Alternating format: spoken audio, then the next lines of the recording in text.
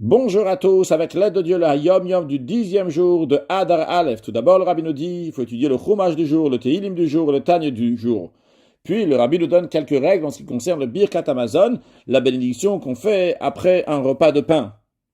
Avant de faire le Birkat Hamazon, juste avant, on fait Maïm Acharonim.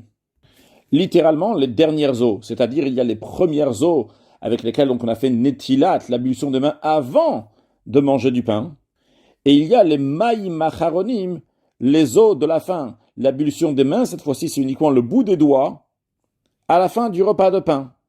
Donc, avant le Birkat Hamazon, on fait maïm acharonim. On se lave le bout des doigts.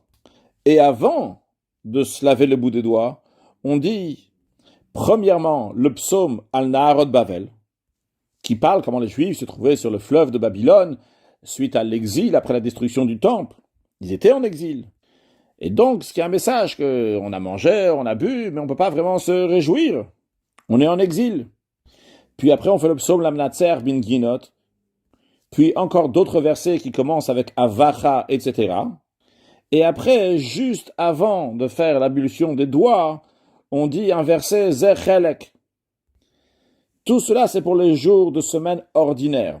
Pour les jours dans lesquels on ne dit pas Tachanun, on ne dit pas les confessions, par exemple Shabbat, jour de fête, ou Rosh Chodesh, etc., alors les deux premiers psaumes vont être différents.